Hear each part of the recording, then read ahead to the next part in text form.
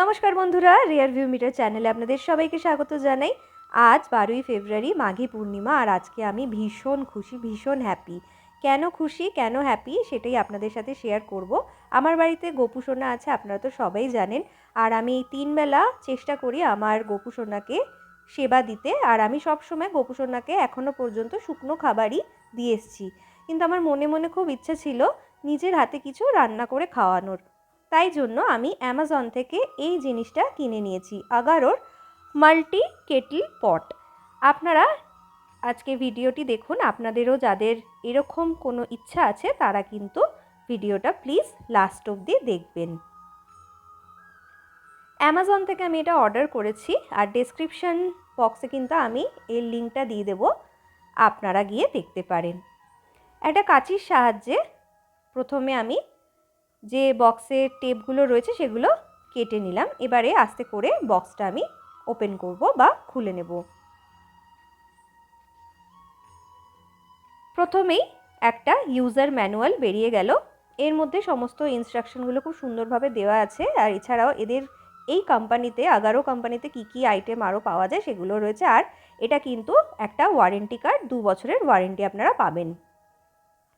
প্রথমেই যে ঢাকনা বা লিড সেটা কিন্তু বেরিয়ে গেল। এবার সেকেন্ড যেটা রয়েছে সেটা হচ্ছে এই যে কেবেলটা। এই কেবেল তারটা কিন্তু যথেষ্ট বড়, একদমই কিন্তু ছোট নয়। থার্ড যেটা সেটা হচ্ছে স্টিম করার জন্য। আপনারা চাইলে কিন্তু এই যে কেটেল পটটা আপনাদেরকে দেখাচ্ছি তার মধ্যে কিন্তু আপনারা চাইলে যে কোনো খাবার স্টিমও করতে পারেন এর সাহায্যে। এরপর যে মেন পটটা সেটা আপনাদেরকে দেখাই। এটা হলো মেন পট, যেটার মধ্যে সমস্ত রান্নাগুলো করা হবে। এটা দেখতে যতটা ভারী মনে হচ্ছে, এটা কিন্তু একদমই ভারী না, খুবই হালকা আর ভীষণই হ্যান্ডি। এখানে এই যে নবটা আছে, এই যে অফ, আর একদম মাঝখানেরটা হচ্ছে মিডিয়াম বা স্লো, আর একদম ধারেরটা হচ্ছে হাই টেম্পারেচারের। আর একদমই নন স্টিকি, আর এখানে কিন্তু কোনো খাবার পোড়া লাগবে না। আমার এটা কিনে ভীষণ সুবিধা হয়েছে। আমি আশা করব আমার এই ভিডিওটার মাধ্যমে আমার মতো যারা এতদিন একটা এরকম কোনো পট খুঁজছিলেন যেখানে শুধুমাত্র গোপু সোনার জন্য বা ছোট কোনো বাচ্চার জন্য রান্না করার জন্য একটা জায়গা খুঁজছিলেন, তারা কিন্তু এটা অনায়াসেই কিনতে পারেন। দেখুন, আর কিন্তু বক্সে কোনো জিনিস নেই। এবার আমি খুব ভালো করে গরম জল দিয়ে আগে ধুয়ে নিয়েছিলাম।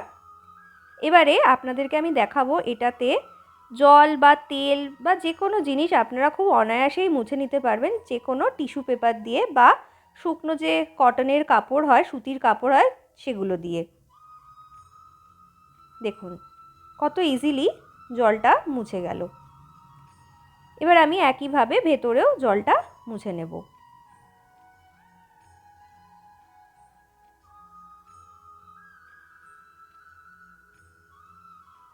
এবারে আমি প্লাগ ইন করে নেব।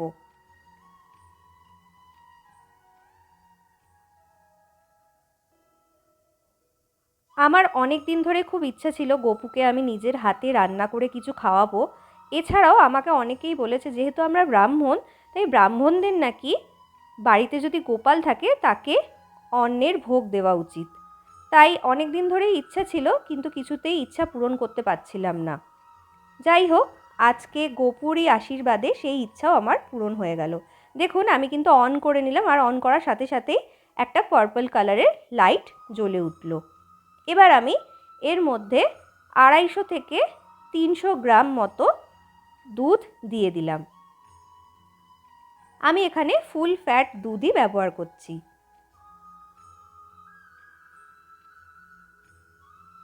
এবারে আমি একটা স্প্যাচুলার সাহায্যে দুধটাকে কিছুক্ষণ নাড়াচাড়া করে নেব।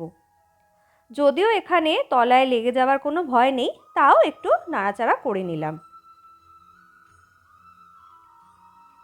2 মিনিট মতো নাড়াচাড়া করে নেওয়ার পর আমি 2টো ছোট এলাচ দিয়ে দিলাম। আমি এখানে এলাচগুলো ফাটিয়ে দিয়ে দিচ্ছি। যাতে গন্ধটা আরও ভালো হয়।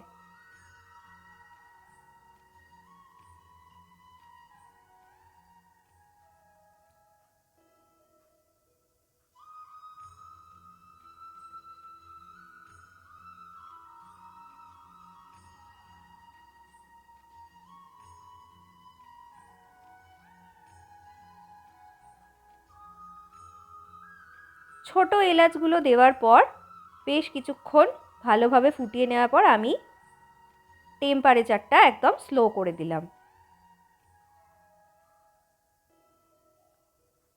তারপর আবারও কিছুক্ষণ একটু নাড়াচাড়া করে নিলাম। আর নাড়াচাড়া করে নেওয়ার পর এবার আমি এর মধ্যে 10 থেকে 15 গ্রামের মতো বাসমতি চাল জলে আগে থেকে ভিজিয়ে রেখে দিয়েছিলাম, সেই চালগুলো এবার আমি এর মধ্যে দিয়ে দেব। আমি এখানে বাসমতি চাল ব্যবহার করছি, আপনারা চাইলে গোবিন্দভোগ চাল বা যে কোনো সুগন্ধি চাল আপনারা ব্যবহার করতে পারেন।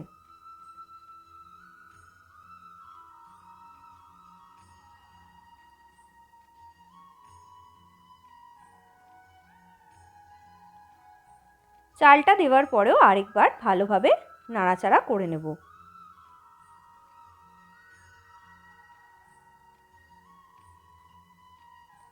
প্রায় 7 থেকে 8 মিনিট পর দেখুন দুধটা একদম শুকিয়ে এসছে, আর যে চালগুলো আমি দিয়েছিলাম সেগুলো কিন্তু পুরোপুরি সেদ্ধ হয়ে গেছে।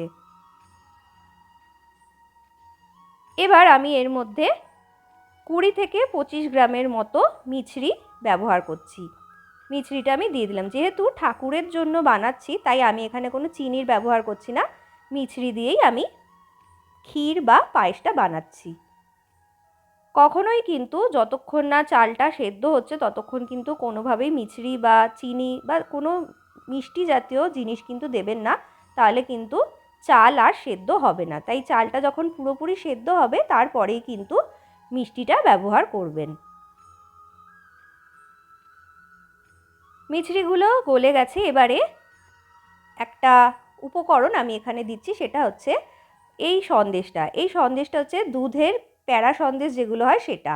আমি অ্যাকচুয়ালি কালাকাঁদ খুঁজছিলাম কিন্তু কালাকাঁদ পাইনি, তাই কালাকাঁদের বদলে এটা ব্যবহার করছি। আপনারা যদি কালাকাঁদ পান তাহলে কালাকাঁদ মিষ্টিও ব্যবহার করতে পারেন, তবে কালাকাঁদ না পেলে কোনো অসুবিধা নেই। দুধের যে প্যাড়া সন্দেশগুলো পাওয়া যায় সেগুলো আপনারা এইভাবে ভেঙে দিয়ে দিতে পারেন। যেহেতু আমি একদম সামান্য পরিমাণে পায়েসটা বানাচ্ছি তাই আমি এখানে একটাই সন্দেশ দিলাম। আপনারা যতটা পরিমাণ পায়েস বা ক্ষীর বানাবেন সেই অনুযায়ী কিন্তু সন্দেশের পরিমাণটাও আপনাদেরকে বাড়াতে হবে। সন্দেশটা দেওয়ার পর 2 মিনিট থেকে 3 মিনিট নাড়াচাড়া করলে কিন্তু সন্দেশটা পুরো দুধের সাথে মিশে যায়, ডেলা ডেলা কিন্তু কোনোভাবেই থাকে না। আমি কিন্তু এর থেকে বেশি আর ঘন করব না, যেরকম কনসিস্টেন্সি আপনারা দেখতে পাচ্ছেন ওই রকমভাবেই রাখবো। এবার যে শেষ উপকরণ সেটা আমি এর মধ্যে মেশাবো, সেটা হলো ঘি। যেহেতু ঠাকুরের জন্য বানাচ্ছি তাই ঘি হচ্ছে খুবই শুদ্ধ একটি উপকরণ, তাই ঘি আমি এখানে খুব সামান্য পরিমাণে দিয়ে ভালোভাবে মিশিয়ে নিচ্ছি।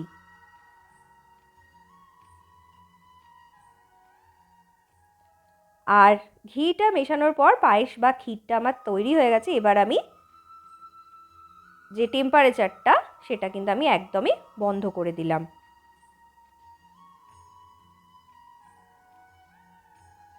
এবার একদম পুরোপুরি ঠান্ডা হওয়া অবধি আমি অপেক্ষা করব। একদম ঠান্ডা হয়ে গেছে, কারণ গোপুকে বা লাড্ডু গোপালকে সবাই কিন্তু বাড়িতে নিজের সন্তানের মতোই লালন পালন করে বা সেবা করে, তাই বাচ্চাদের যেমন একদম ঠান্ডা খাবার দেওয়া হয় সেইভাবেই আমি এখানে পুরো ঠান্ডা হয়ে যাওয়ার পরেই কিন্তু ভোগ নিবেদন করেছিলাম। ওপর থেকে কিছু কাজু বাদাম আর জাফরান দিয়েছি, আর যেটা না দিলে কখনোই ভোগ নিবেদন সম্পূর্ণ নয় সেটা হলো তুলসী পাতা, তাই ওপর থেকে তুলসী পাতা দিয়ে আমি ভোগ নিবেদন করেছিলাম। আর গোপালকে যখন আমি দিয়েছিলাম গোপুর সামনে কিন্তু আমি অল্প একটু এখান থেকে তুলে ভোগ নিবেদন করেছিলাম। কেমন লাগলো আমার আজকের এই ভিডিও কমেন্ট করে জানাতে ভুলবেন না। আগারোর এই মাল্টি কেটেল পটটা কিন্তু ভীষণ উপকারী। এখানে শুধুমাত্র আপনারা যে এইরকম রান্নাই পারবেন তা না, আপনারা এখানে তরকারিও বানাতে পারেন, কোনো গ্রেভি আইটেম বা কোনো ফ্রাই আইটেম, রাইস বা জল মানে ফোটানো সমস্ত কিছু আপনারা কিন্তু এই একটা পটেই করতে পারেন। এমনকি মোমো বা যে কোনো স্টিম জাতীয় খাবারও অনায়াসে বানিয়ে নিতে পারবেন। তাই শুধুমাত্র যে গোপাল সেবার জন্য আপনারা এটা ব্যবহার করতে পারেন তা না, কোথাও ধরুন ঘুরতে গেলেন বা পিকনিকে গেলেন তাহলে কিন্তু সেখানেও এটা আপনাদের সাথে করে নিতে পারেন, কারণ এটা ভীষণই হ্যান্ডি আর ট্রাভেল ফ্রেন্ডলি।